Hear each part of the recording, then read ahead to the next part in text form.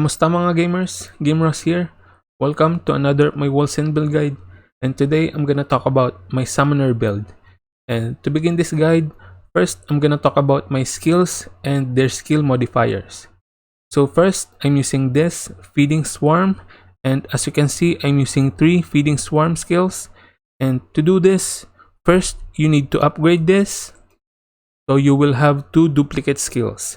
And once you upgrade this, the next thing you need to do is to level up your original skill to level 40, if I'm not mistaken. And once it reaches level 40, you can make your first duplicate. And once your duplicate skill reach level 40, you can make your second duplicate skill.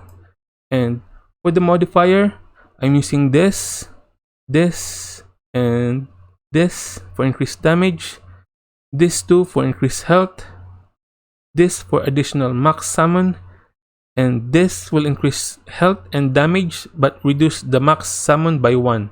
Next is this Livor Mortis, and same process on duplicating the skill. And for the modifier, I'm using this, and this for additional damage, this two for additional attack speed, and this for increased movement speed. And lastly, I'm using this Thunder Strike, and the reason I'm using this skill is because if you're only using summons, it will take you a long time to finish a map. So yeah, basically I'm using Thunder Strike for clear speed. And for the modifiers, I'm using this for increased ailment chance, this for increased ailment damage, this for reduced willpower cost, this for additional crit chance against shock enemies. This modifier will basically give you a chance to deal double damage. This for another crit chance, and this modifier will give you additional damage buff. And it also says here that this ability can target allies, and if they are affected by it, the ally will also receive this buff. So I'm not 100% sure. I'm hoping that the ally includes your summon. So as you can see, I can target my summons and hopefully they get the buff. For the attributes, everything goes to ferocity. And for the gears, first for the weapon, you can use any one-hand weapon and just look for high shock or burning ailment damage and elemental ailment chance score. And for the sockets, I'm using offensive number 2, and you can either use this Lapis Lazuli gem for additional lightning damage to spell, or this Topaz gem for additional fire damage to spell. And make sure that your Thunder Strike have high fire and lightning damage so it can inflict burning and shock ailments. And for the offhand, I'm using Catalyst, and just look for the least transfer time reduction, and also look for high shock or burning ailment damage and elemental ailment chance score. And for the socket, I'm using support number 3, and I'm using Amethyst gem for additional transfer time reduction. And for the defensive socket, you can either use defensive 1 or 2, and you can use Alexandrite gem for additional block chance or block efficiency. And for the rings and amulet, just look for any type of damage added to spells. And for the socket, I'm using also supportive number 3, and you can use Amethyst gem for additional transfer time reduction.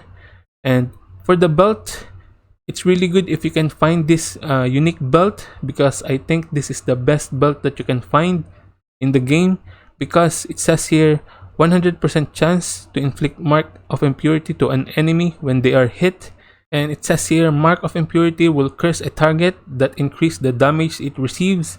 And I'm not 100% sure if the modifier also applies, but if it does, you can use these 3 modifiers for more damage, this for additional ailment damage, this for more crit damage. This will give the enemies 10 curse stacks, and for those of you who don't know, enemies with cursed ailment will receive more damage per curse stacks.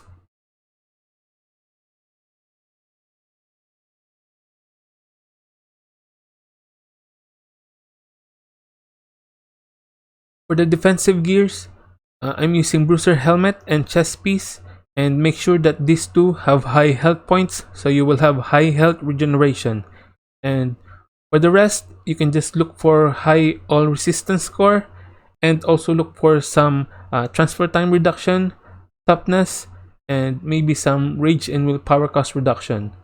And for the sockets for the helmet, chest piece, and pants, I'm using defensive number 1, and I'm using Alexandrite gem for additional block chance.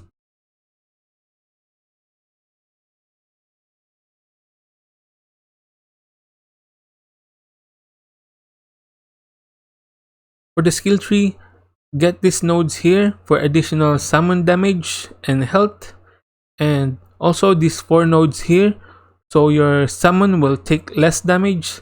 And pretty much these are the only nodes that can benefit your summon. And for the rest of the skill points, I just use them to boost my Thunder Strike skill. And I use this node for additional ailment chance, this for additional ailment stack inflicted, these 3 nodes here, so the ailment stacks that I inflict will be multiplied by 2. This node here, so I can apply an additional ailment. These 2 nodes here for additional max ailment stacks. And this node here, so I will take only 40% of the damage, and the other 60% damage I will take after 1 second. And after this node here, I took these 2 nodes here, so I will gain additional health regeneration for every health points on my Bruiser chest piece and helmet. And again, make sure that your Bruiser helmet and chest piece have high health points. And after these 2 nodes here, I took this node here, so my burning and shock ailments can also deal critical damage. And after this, I took this node here for additional crit chance, this for additional crit damage, and then this for additional crit chance while my willpower is above 75%. And that is why I took these 3 nodes here and this node here for additional willpower, so it's a bit easier to keep your willpower above 75%. And also I took this node here for additional damage when far away from the enemies. And if you're leveling your character more, you can maybe get these nodes here for additional block chance and block efficiency, and this node here for additional resistance score for you and your allies. And yeah, that's all I can say about this build. Thank you for watching. If you like this video, please give it a thumbs up and subscribe to my channel. Magkita na lang tayo sa susunod na video.